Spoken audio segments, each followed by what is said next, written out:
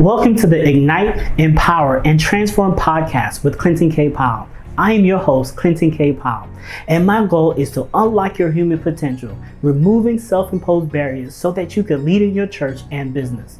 It is my hope at the end of the episode, your purpose is ignited, your vision empowered, and your life transformed. If you enjoyed this episode, I want you to like it, to subscribe, and share it with your friends and family. In the meantime, enjoy the episode. Before we dive into today's episode, I want to share with you some exciting news about my new book, Who's in Your Backyard?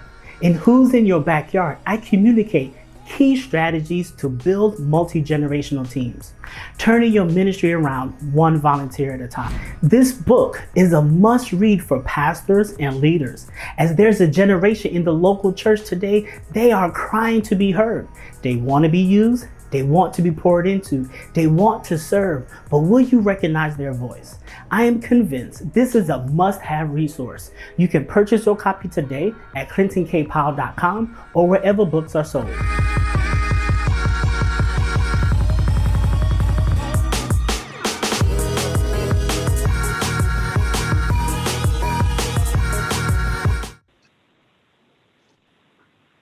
Perfect. My brother. Welcome to the podcast, Mr. Anthony Shepherd himself. How are you doing, sir? I'm doing fantastic, fam. How are you? Doing well. It's been, as we spoke prior to us actually hitting the record button, I'm excited to have this conversation with you.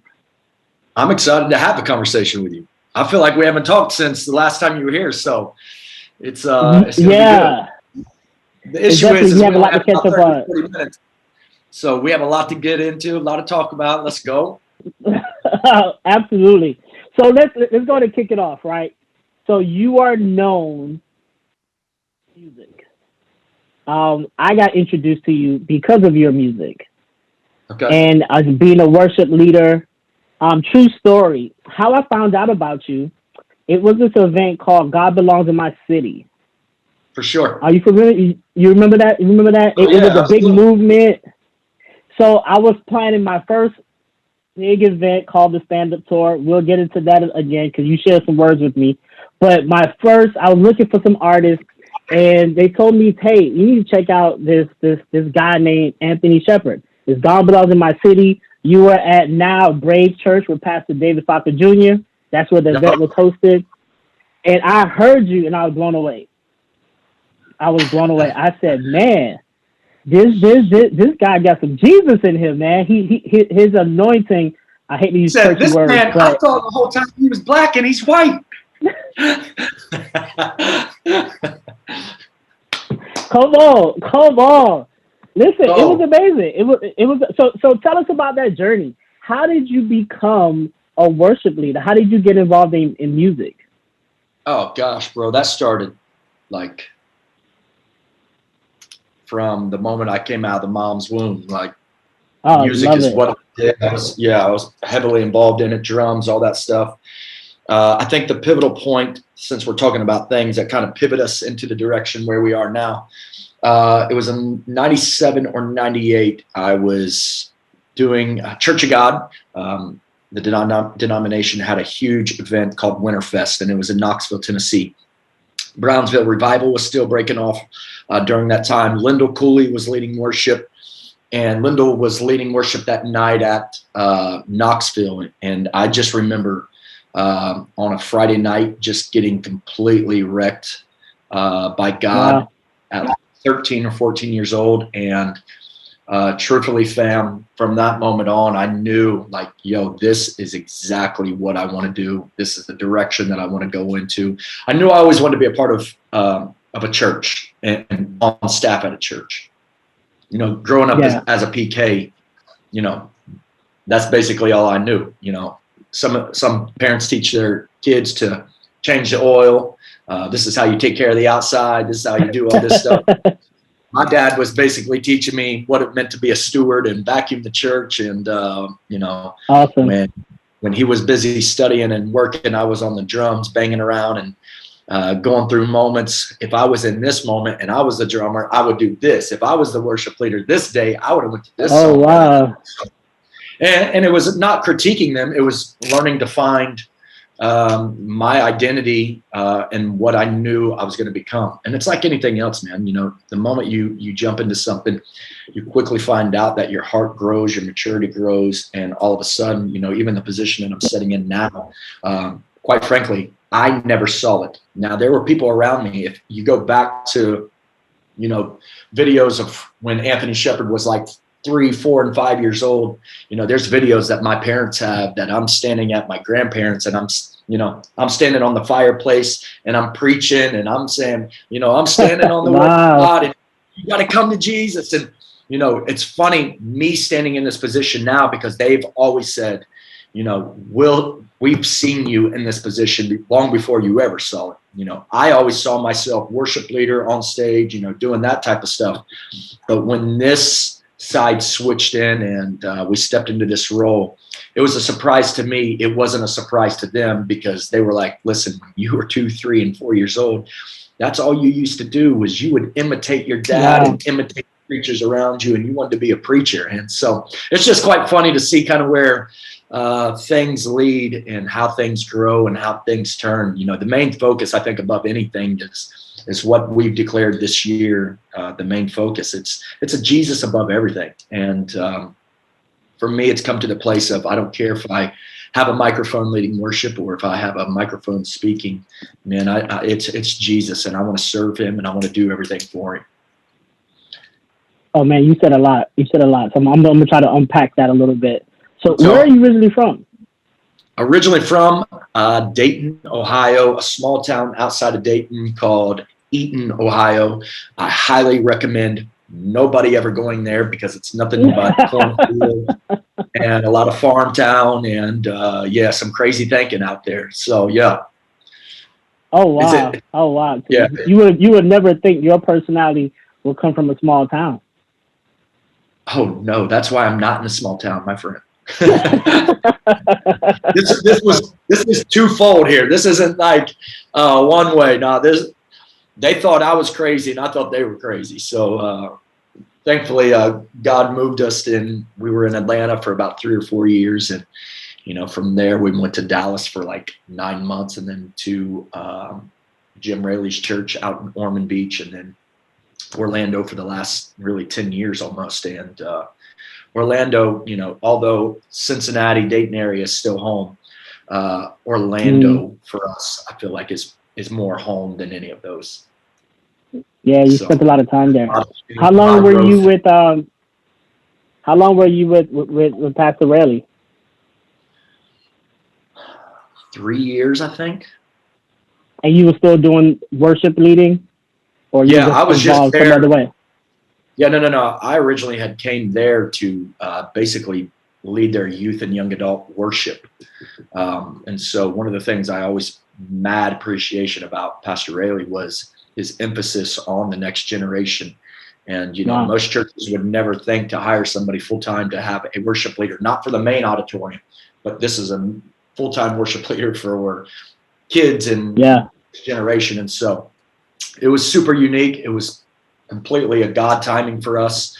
And, there was a lot of growth, man, that happened in that place. I laugh often because over the last couple months, I've been pressing on our team just an emphasis on prayer and developing a prayer life, and knowing what that means and what that sounds like and what that feels like. And man, it's crazy. I go back and I was telling the team this week, I said, man, I remember, 12 years ago now, when I was on staff at his place, I would be in the studio a lot of time, and Pastor Raley would be looking, where's Anthony at? It's prayer time, and his butt needs to be in here, and he needs to be praying, and he needs to be, doing all this stuff. And I thought he was crazy at that time.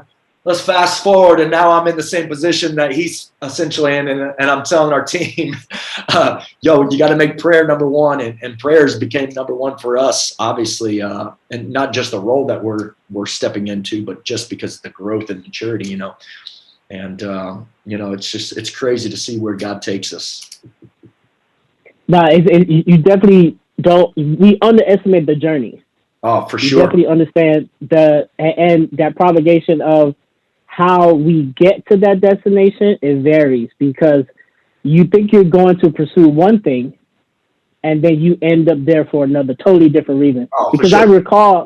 I think a lot of times God does that because if he showed us what the end result is, I low key, I'm not lying when I tell you this.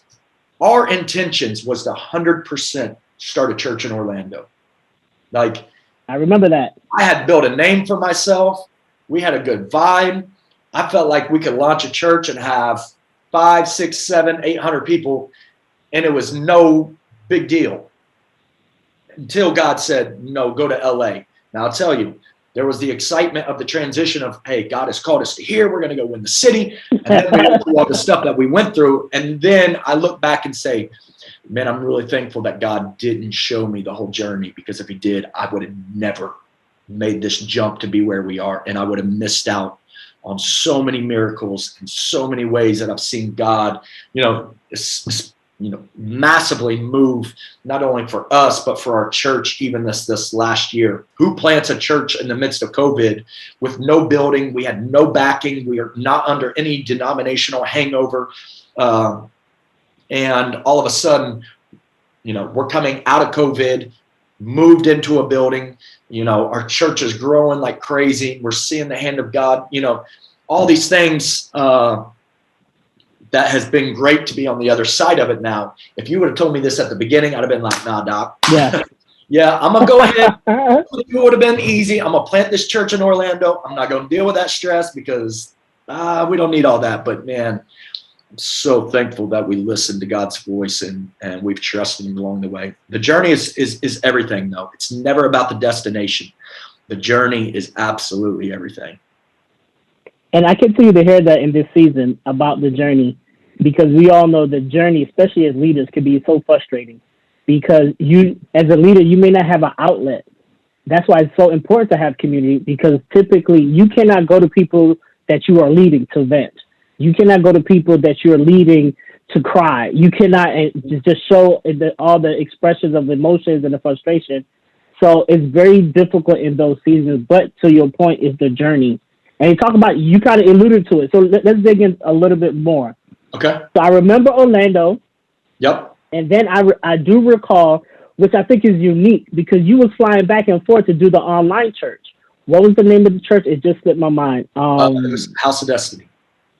House of Destiny. So look what you was doing there. I remember thinking, that's unusual to do an online church. I do remember thinking that. And look at what we have been experiencing. I think God was preparing you for something great. Dude, I've literally walked away numerous times. Now, give it, without saying too much craziness, because I don't want to be crazy. Absolutely. Stepping into the season that we are, these last 9 months, I look back and say, holy crap. God was literally, it wasn't even about House of Destiny. It wasn't even about taking over for Kim Clement. It wasn't about any of this stuff. It was about preparing Anthony to know how to do and speak to a camera so that they could learn to experience God in a season where we were getting ready to be in a pandemic, and God was trying to say, hey, I know this is where you are now, but this right here is actually going to massively be used where you're going and what's getting ready to happen. And it's been a bridge for us, man, for this season and for where we're at. It really is. That's one of the many things that we walk away often and we're like, dude, who would have ever thought, speaking into a camera is wild when you're used to absolutely leading worship in front of a massive room and you've got people. And dude, we had to learn, the greatest thing that I learned in that season of being there and helping them was learning how to re-lead myself to God's presence versus having the crowd lead. And, because I'm such a flow person, when there's nobody in the room, it's you and God.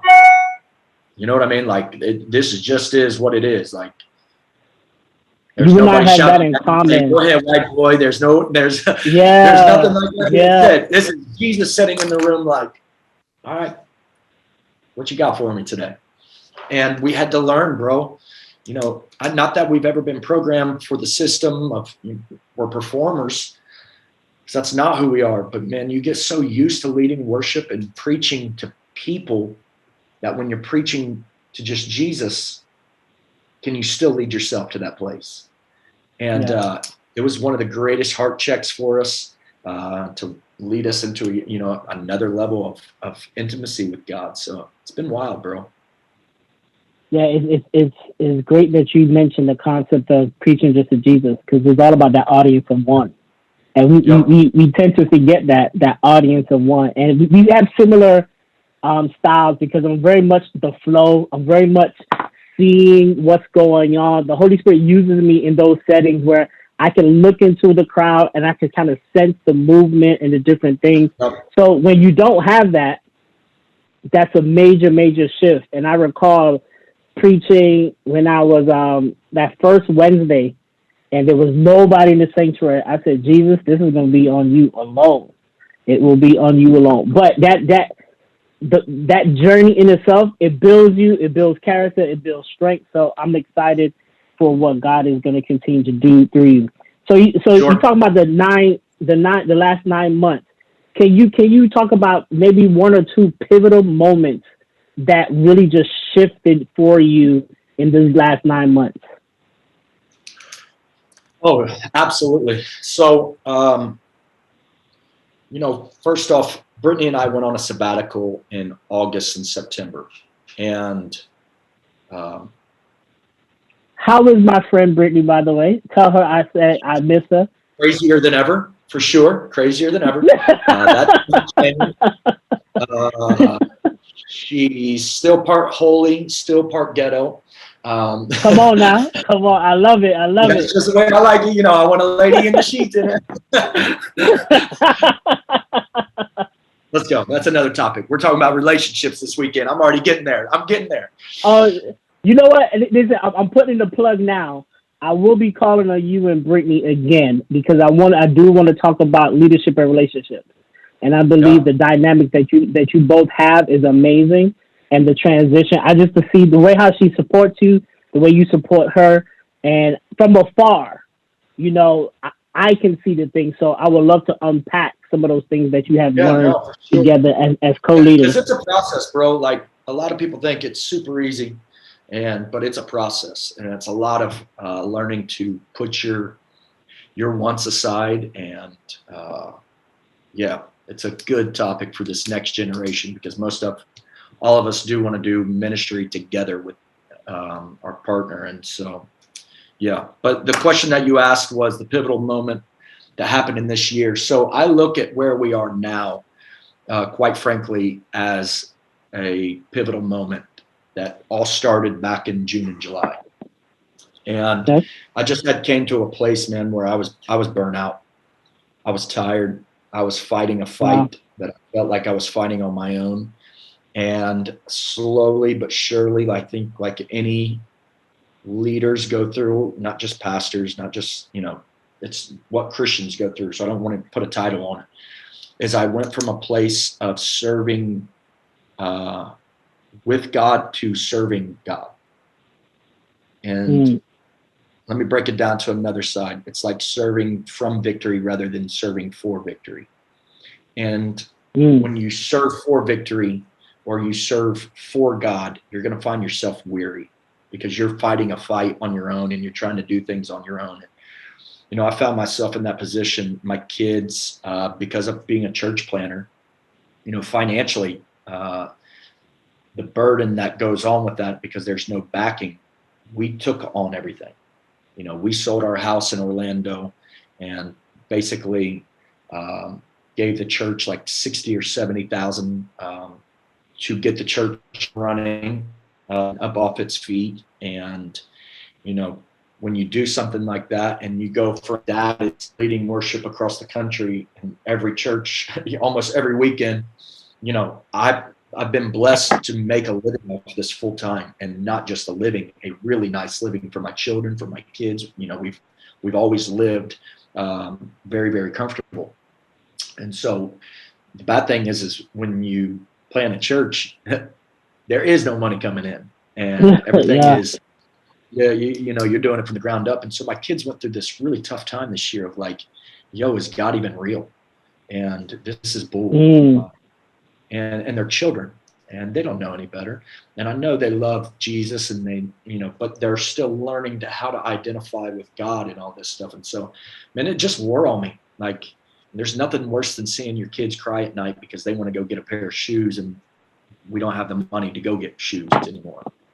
Or, you know, for us, that last year, our home where we were living at, because we downsized from where we were living at here in Camarillo, and we moved to a little rougher area of the town because it's only what we could afford.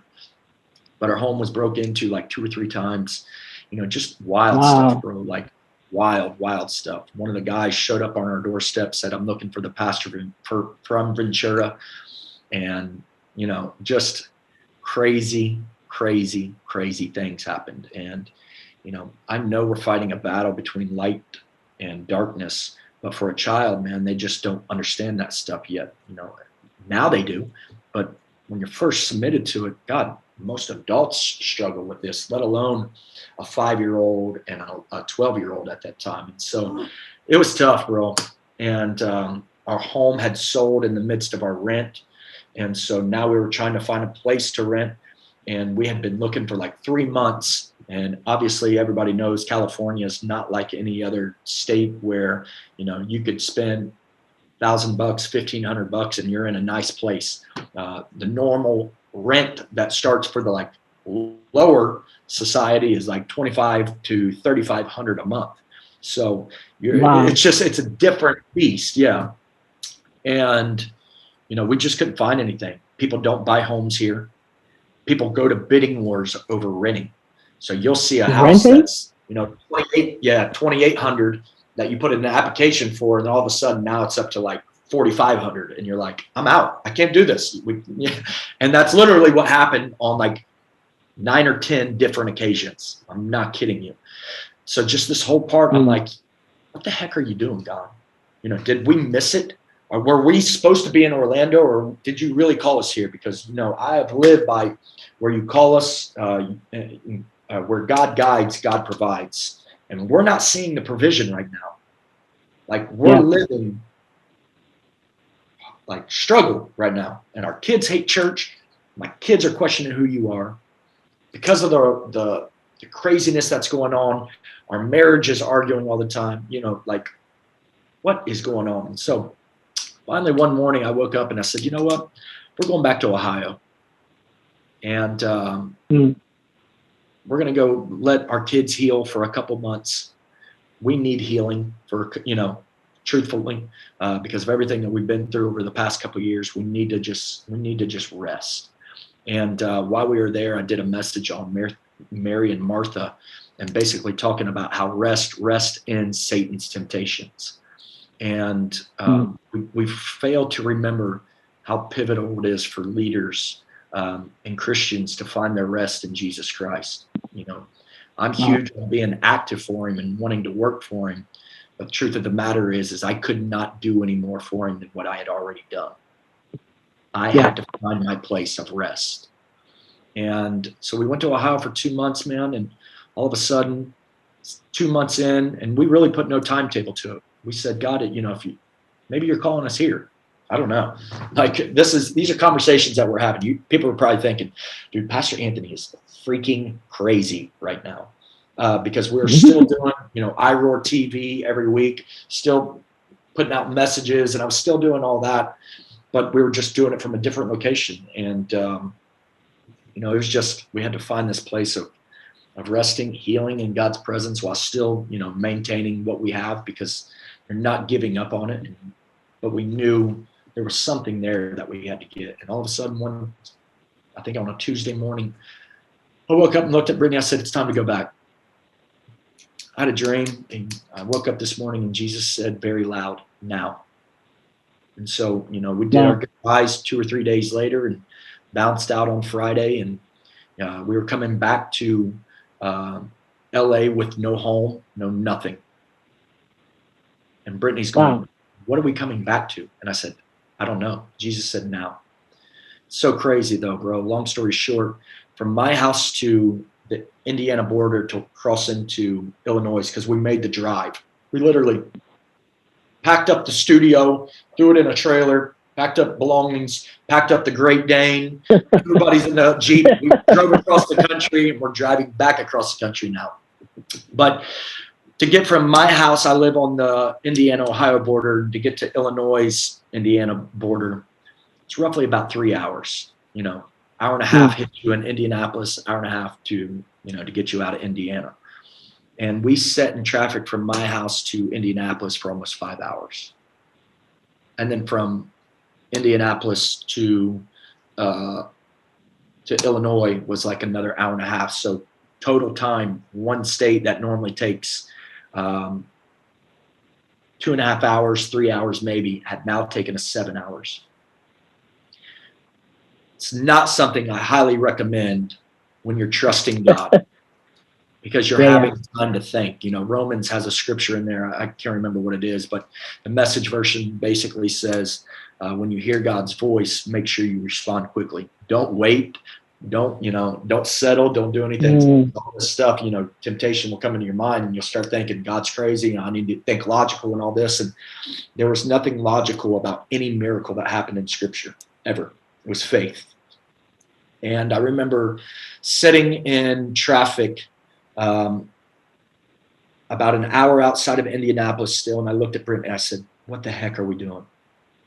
Like, it was that moment of, man, my heart, I'm either going to have a heart attack right here because I'm so filled with anxiety or stress, or I'm standing on the verge of a miracle. And all three of those are crazy. And I looked at her. I said, you know what? Stop. Let's just stop. I pulled off on the side of the road. I said, let's pray. Right now, we've got to pray. Because we're looking at each other saying, why are we leaving? Yeah. Something that's been healing for us, and going back to something that has been stressful for us, man. Just fight after fight after fight. And finally, I prayed this prayer, and Britt prayed this prayer, and we said, God, if it's your will, no more delay, no more denial. We have no home we're going to. We have kids. Before I'm ever a pastor, I'm a father. Yeah. I will trade all of this away if that means I have to, be a dad to my kids. And I've lived by this. And we just said, God, if it's your will, in the next 3 hours, provide a home for us. Man, I'm telling you, God did not do it within 30 minutes. A house popped up. We called on it. We signed on it within 1 hour. 1 hour. Wow. Back in Camarillo, back in the area that we wanted to be in. We didn't tell the kids what was going on. We drove through, and, we told them, yeah, we're just going to sleep in a hotel when we get there, man. Like, they're tripping. They're freaking out. We pull into this house, and they're like, oh, my God. God provided. God came through. God's outlived us. Like all this miracle stuff, man. And it was just wild. It was so beautiful to watch and see. And so I said, you know what? Let's not wait. We came here for a purpose, and that's get to work. God told us from the beginning that we were coming in to start a revival and a move of God. And I want to be careful when I say start a revival. That's not just some 3-day thing. A revival is turning hearts back to the Father and awakening those that are dead to become alive in Christ. It's never ending. And so this is what God told us to do, and we're going to go do it. And so that Friday night, we're like, hey, California's still shut down, but we're going to have church from our home again. We're going to do a night of worship. We're going to fill this new house that we just moved into with praise. We're going to record it, and we're going to make it part of the broadcast this weekend. And all of a sudden, there were some things that we needed, and we moved on faith on them. And long story short, somebody at the end of that night comes up to us and says, hey, Pastor, there's a seed that I've been sowing since the first time Roar opened up. And I want to give it to you. It's a significant seed. And that amount was the exact amount, that was needed to cover what we had just spent on a sound system. God told me go buy this sound system, even though I didn't have a building, but to live like we had it already. And so we did that. And all of a sudden, we sing our first song, The Blessing, that night from generation to generation. And this girl comes up to us and said, I thought for sure this money that I've been saving was a home for our children. And she said, but the truth of the matter is God told me tonight, this is a home for our children, that this money is going to be used for our home for generations to come. Dude, it just sparked a massive thing in me. Within 6 days, we had seen 2 radical miracles.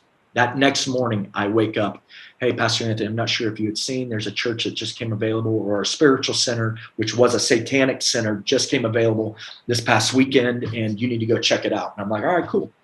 So I go check it out Saturday morning. I walk around the building. I'm like, man, it's pretty dope, but I'm sure they want a lot.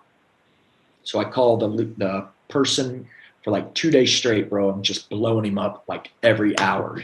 Like, we're going after this. And one thing led to another miracle happened. And we moved into the building. 7 days later, we re-gutted the whole building and changed it around. The whole team, the staff just jumped in again. And we're a staff of all volunteers. We have no paid people right now. We are a church plant. And so all of our people rose to the occasion. We put in 7 days of about 24 hours a day and revamped this whole place. Had church that following Sunday. And just to give you a glimpse, when we were running services live in October, November, and December, and January, we were doing them on Saturday nights. The most that we were having on a Saturday night, we would see maybe 80 people, 90 people. We knew our church was bigger than that, but we just didn't know where the people were. That Sunday we launched back. We were at standing room only capacity, people outside. And it's kind of been that way since. It's been wild to watch. It's been wild to see. It's been wild to see what God is doing. This past weekend, 2 weeks ago, we did a massive Heart for the House. Our church came through big time. And we're just watching God continue to give us the city and God give us this region. Because the truth of the matter is I'm not the normal pastor. I'm not full of religion. I'm not full of all this stuff because I know of what I've been forgiven. Because I know what I've been forgiven from. Everybody has an opportunity to come to the cross. And my job is to not condemn. My job is to build a place that his presence is so strong that his presence will do everything that his presence said it will do. Genesis 1 says, when his presence hovered over darkness, it began to stir up life. And so for us, I use that analogy. That's a core DNA of Roar Church of, you're not going to ever hear me. I preach of, obviously, we need to live better and give it to God and live fully for God. But you're never going to hear me shame the sinner. We've got people in our church that, they're dealing and struggling with homosexuality and transgender. And we see it all here in LA. And I don't ever shame them. In fact, some of them are serving on our teams. Some of them are serving in our parking lot. And people ask me all the time, are you crazy? And I say, what's any different from your sin that nobody knows about to the one that's being vividly seen? This is not a place to be a morgue. I'm not bringing in the lost to let them die. This is a hospital. Our job is to speak life into these people. Of course, we preach the gospel to it, but I don't preach the gospel without relationship. Because this generation does not care about how much you know. They want to know how much you care before you can speak into that. And so we've switched things up. Our church is literally 90% all first-time guests and first-time believers. And they're coming to the cross every week, and they don't know about tithing. They don't understand it. And so it's our job. It's a little different from most churches. I'm sorry, bro. My hair is all crazy. It's all long. I don't know who I am anymore. But, I see that. I see. So, but it's been wild, bro. Like you see all this stuff, and we just keep moving with asking God, man. We need your heart above our heart, and our slogan this year is "Give me Jesus or give me nothing," because we've chased after, God, bring in the finances, God, bring in the miracles, God, bring in all this stuff. And the truth of the matter is Jesus is going, okay, you're asking for all this stuff, and you're asking me to be a jubilee, and you're asking me this is a year of overflow, and this is the year of this. But when do we ever come back to what is the center of it all? It's Jesus, Jesus over everything. And so we've made that our declaration this year, and it might be our declaration next year and the next 10 years after this, because the truth of the matter is inside of Jesus, there is overflow. Inside of Jesus, there's abundance. Inside of Jesus, there's jubilee. Inside of Jesus, there's every little churchy name that you want to come up with. But the thing is that we have to come back to what's the center of it all. It's Jesus above everything. And so it's been wild to see, blown away by what I'm seeing every week. You know, we're going to multiple services that we have to start next week because we're out of room. That's amazing in itself. Yeah. How are you? Okay, you've been okay. Let me help the listeners out. So, woke up. Made you believe? Or no, okay, I won't say believe because you did it, but what in you made you put action to the word? To which because one? I believe as leaders, when you woke up that morning and you said you was in Ohio and you said, okay, Jesus says now to go back to California. Yeah. So as leaders, I think we struggle with potentially hearing God or potentially understanding the idea, but what was it that triggered you to actually put action behind it? I mean, I've known his voice already. So him speaking to me wasn't like, oh God, who is this random person that's talking to me right now? Mm-hmm. You know, and this is one of the things that we preach, relationship over religion, that I'm not, and I'm pretty sure Jesus is not concerned about you knowing every scripture. I think Jesus is more concerned about, are you having conversations with him every day? Yeah. When you get filled up with speaking to Jesus every day, you can't help but filled up with who Jesus is. It's more than reading context. It's living it and having an action to it. And so when he said it that day, I knew his voice already because I have spent so much time speaking to him. So let me throw a monkey wrench in there. Yep. You said you experienced so much disappointment, so much heartache. And especially in this season, post-COVID or still COVID, as a leader, sometimes we hear God's voice, but we still have a problem believing. Oh, we still absolutely. have a problem trusting. What advice would you give, given what you have just experienced, what advice would you give to a leader that know God's voice? I know God told me to take this step, but Anthony, I just can't find the strength to do it. Yeah, no, listen, you got to live. Let's break it down like this, because most of the time those decisions come from a money aspect. Okay, true. So if you're constantly governed by finances, then you're not being led by Jesus. If money is what moves you, money is what will take you. Yeah. And at the end of the day, if Jesus is greater than money and Jesus is greater than finances, then why am I putting my trust in something that's right here in front of me when I put my trust in this and he can give me everything else? And so, you know, I don't know, maybe I'm crazy, maybe I'm wired differently, but I've always been one I'm ready to jump out of the boat. Like, if I fail, I fail, you know. I'd rather Can't be afraid to fail. The thing that haunts me at night, truthfully, bro, is am I able to look back 20 and 30 years and say, I wish I would have done this. I don't want to be that person. And because of that, when opportunities that make me feel a certain way, and, you know, I'm like, ooh, I don't know. You know, I look at those moments and go, is this a moment that 20 years from now, you'll look back and say, dang, I wish I would have tried that.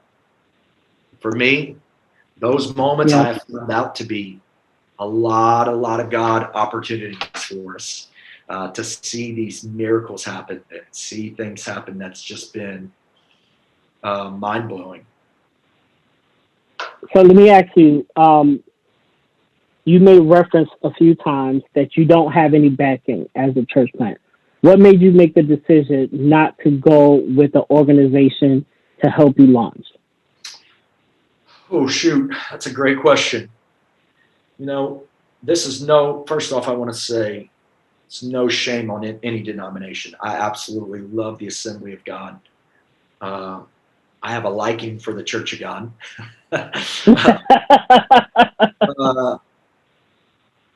I appreciate ARC and everything that they do. It just wasn't for us. And that's the thing. You know, when you're praying and you're going through this, you got to find yourself and ask yourself, yo, what am I doing?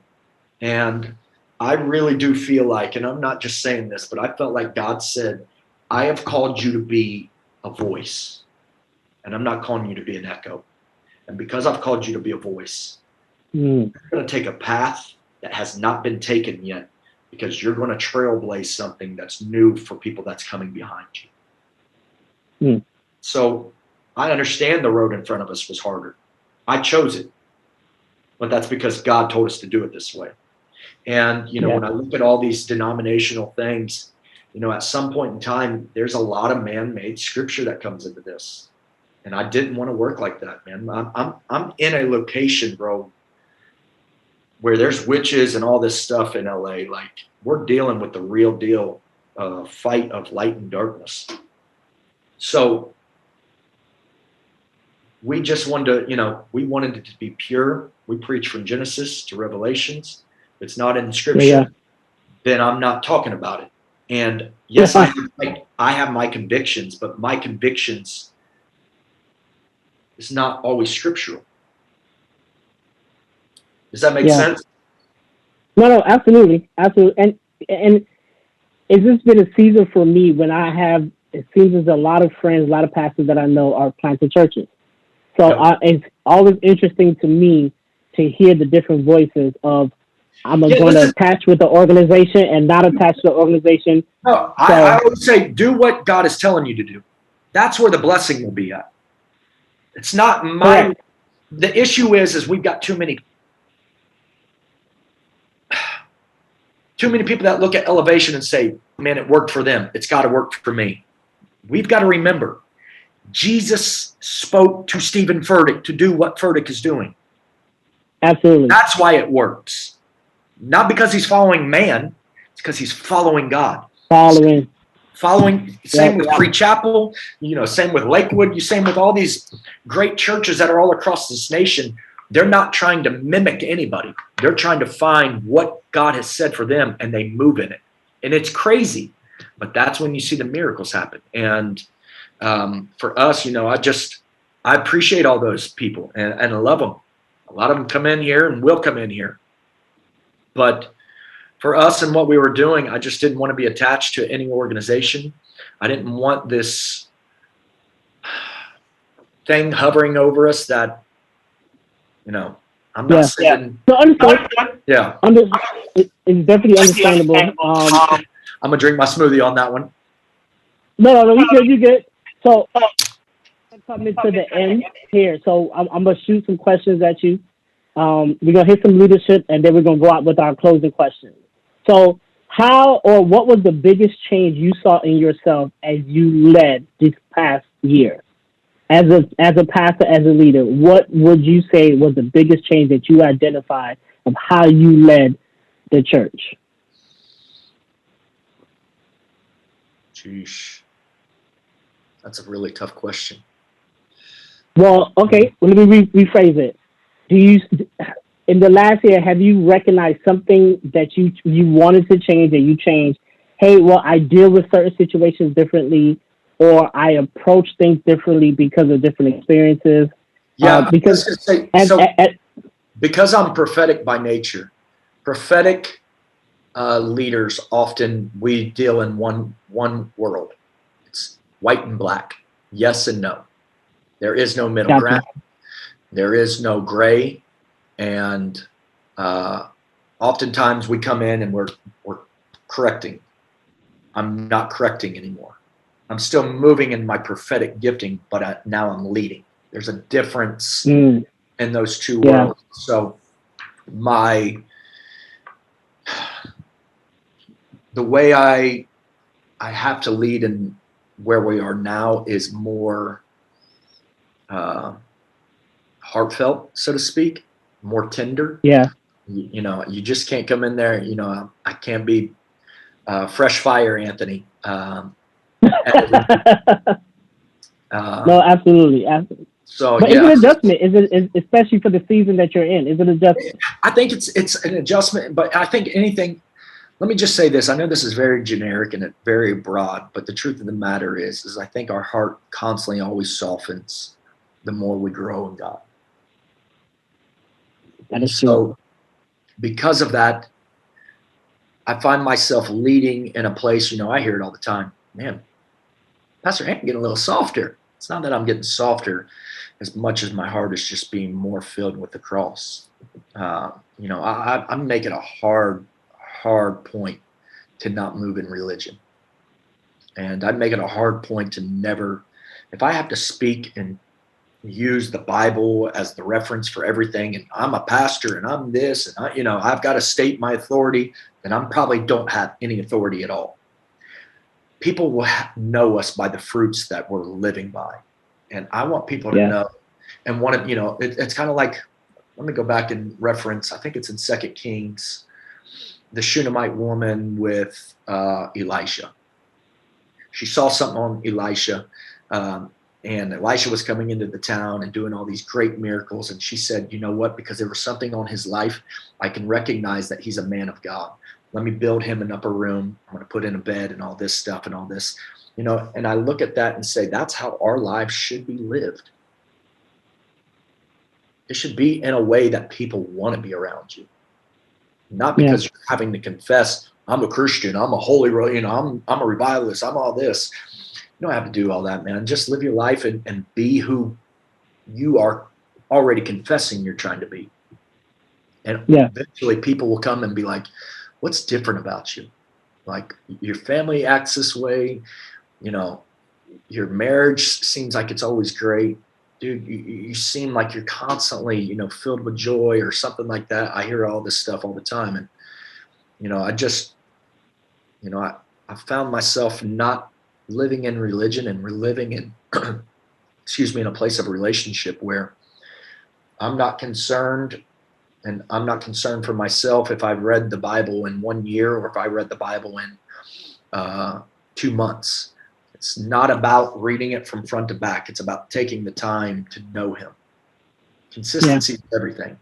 And so for me, I look at it and just say, do what you feel that you can do. Like, I don't beat people over the head, try to lead them and say, hey, man, there's the reason my life is great and the way I'm moving and the reason why we're setting in a miracle that you're setting in right here in this place. It's because I've had a relationship with him. There's still many things, man. People ask me all the time, what's your favorite scripture? And my mind will go blank. I'm like, I don't know. And so they're like, you don't have because you're a pastor. There's just this expectation, bro, that like I can requote the Gospels. Like, I love Jesus. I study him every day. I take my time. Some days I get it wrong. Some days I get it right. But either way, guess what? I'm not tripping about it. I'm not running your race and you're not running mine. And I know what God is doing for us and what he is doing in many of others because of just our openness of just being normal. Yeah. So great response. I appreciate it. I think our listeners definitely appreciate it. You mentioned you've worked with some great names, some great leaders. You've been exposed to some great leaders. Can you name 2 to 3 people that have influenced you as a leader? Gosh. And how so? Yeah.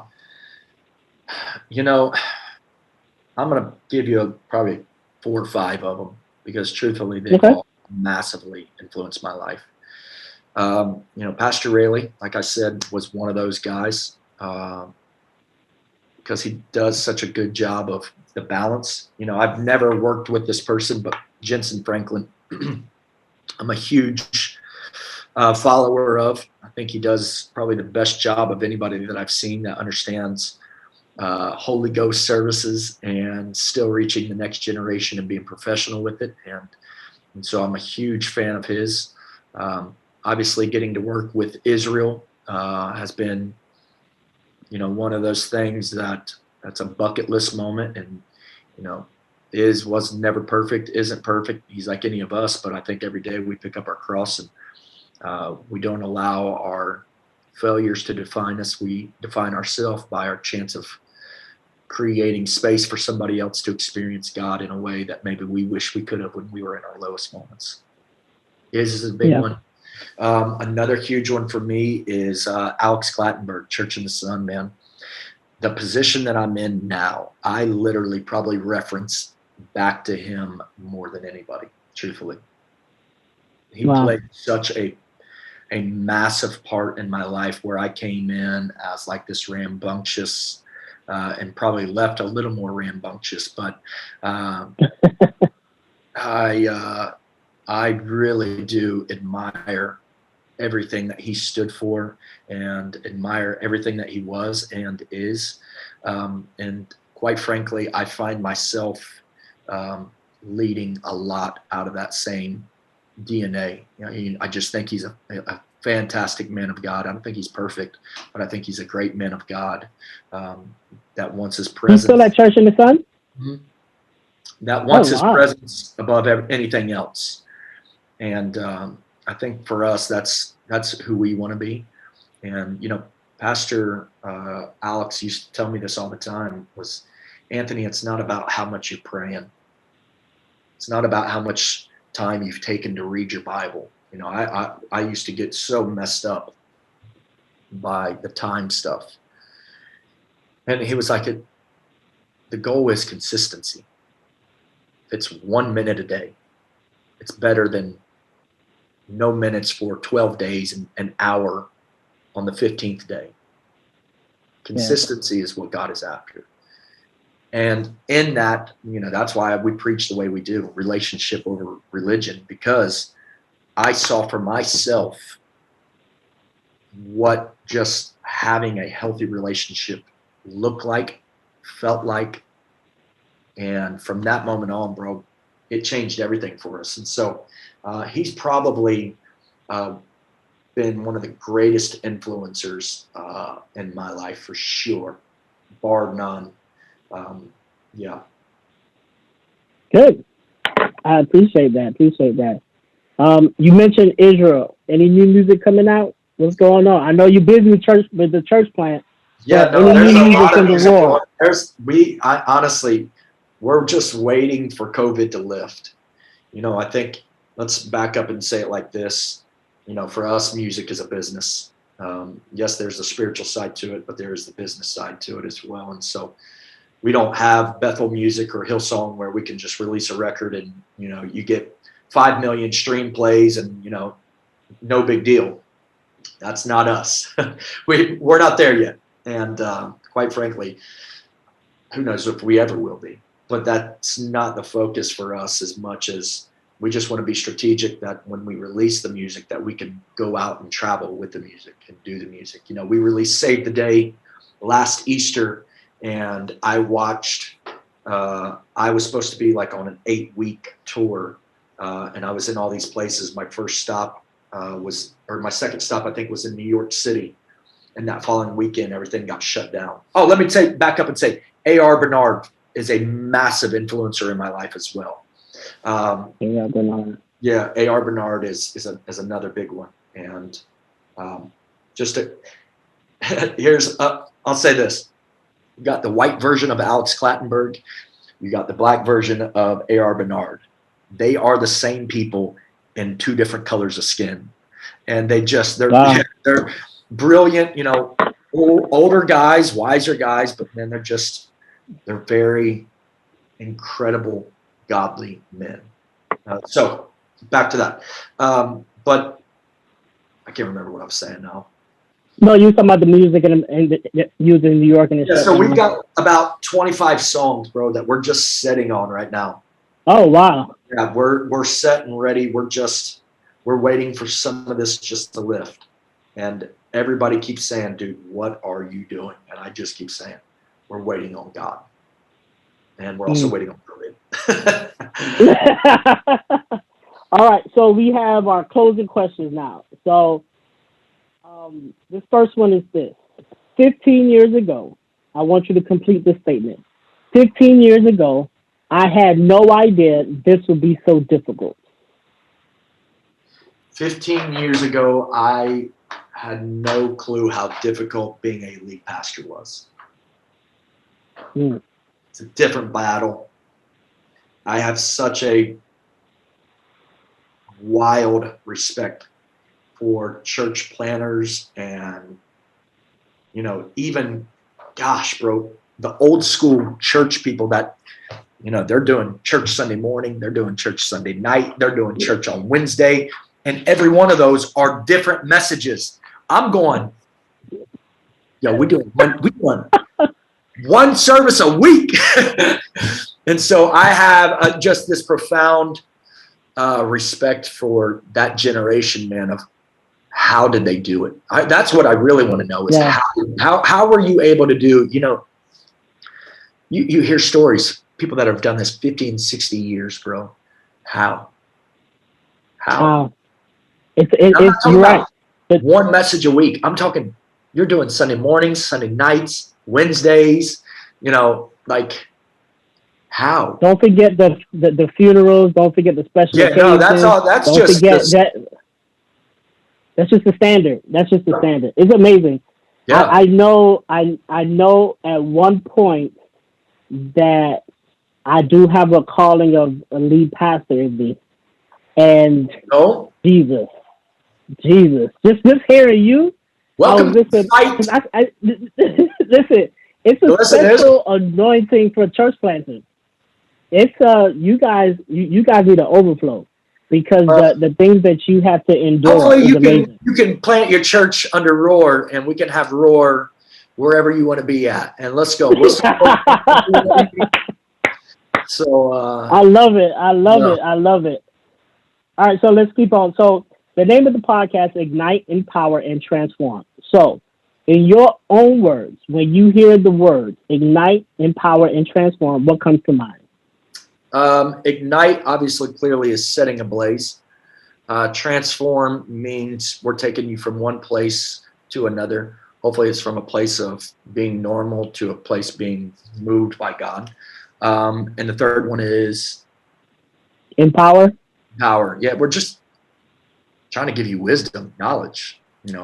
I think we forget knowledge is still our best friend. And part of this ignite, transform, and empower, we need this next generation to be ignited with the real fire of God, so they can be transformed by the real God and energized and moving with wisdom from God. And so that's kind of what I look at it from. Just healthy conversations. Absolutely. Fun fact about yourself. What if someone, because I know you are an artist, who is a part of your playlist that will shock someone? If they look and say, Anthony, let me listen to your playlist, what would you say? What would they find that would potentially shock them? Yo, fam, I don't know, bro. I'm not, I'm a huge Justin Bieber fan for sure. Like, okay. The records are dope. I like the vibe of all the songs. Like, that's probably about as secular as I go. And that's probably out for me. Like, I mean, growing up, now, don't get me started. That old school R&B, you feel me? Silk, Kid Play, like, this young generation don't know what real rap is. Like, let's go back to the Jodeci. They don't know at all. They have no clue. Everybody's mumbling now, so you really can understand. See, now I feel like I'm old when I just said that comment. Lord help me. Lord help me. The truth of the matter is you are old, and I am old, and so yeah, that's true. That's true. So anytime you have to reference, when I was in high school 20 years ago, we've crossed that age. Yeah, we're old now. Yeah. I have daughters a freshman in college. I'm old. Yeah. Oh, yeah, you definitely are. Okay, you trust me with that. Yeah. All right, so Well, thank you so much, sir. How can we stay in contact with you? How can we follow you? Give us some information about you. Sure. Instagram, Facebook at The Roar Music, the website, www.theroarmusic. You can call me, you can text me, you can call me on your cell phone. Hey, but not late night. Not late night at all, because my wife won't have it. But I think IG is always great. Yo, I love pouring into people. And so I literally, I just started helping out with this thing called the Grind Session with athletes. And, the thing that I always do with them is the same thing that I try to do with everybody is I'm not into the celebrity gospel. I'm here for the gospel. And so if I can help in any way, I don't claim to have every answer, but I'll claim to pray with you and we'll get through it. And we'll try to find the answer if we don't have it. And so I try to live my life in that same respect. Anytime that you've probably ever seen me at an event, I'm not the person hanging out in the green room. I like being around people. I like shaking hands. I like doing ministry with people. I like loving people. I like pastoring. And so IG, though, is definitely the best. And then our church, Roar Church Cali, at Roar Church Cali. And we all about that lion theme and just making healthy believers. And then our YouTube, iRoar TV. You can go back and listen to messages, worship stuff, and all that jazz. And, we just keep building. Man, I appreciate you, my brother. You're definitely family. Thank you for spending the time. I know we went over, but it was good conversation. I definitely look forward to following up with you again. Definitely keeping you in prayer. Tell Brittany we love her, Sophie and I, on the East Coast. We miss you both, and next time we're in Cali, we'll definitely come for a visit. Thank you again for joining us. Yeah, come on now. If you're ready to create your own path, you belong at One Voice Leadership Summit. One Voice Leadership Summit is a cultivated faith gathering where pastors, leaders, entrepreneurs, small business owners, and influencers unite in one accord to discover invaluable leadership principles, methods for personal growth and business success. General sessions will ignite your purpose for personal and marketplace growth. Masterclasses will empower your vision through authentic teachings, and workshops will transform your life and business through practical success strategies. Join others forging their own paths January 20th through the 22nd, 2022, as we unleash the power within. Invest and register today at onevoicesummit.com. Well, I hope today's episode was both helpful and impactful. If you liked what you heard and believe it added value to you, please take a moment to subscribe to my channel and share with your colleagues, friends, and family. You can also connect with me at clintonkpowell.com and find additional resources there as well.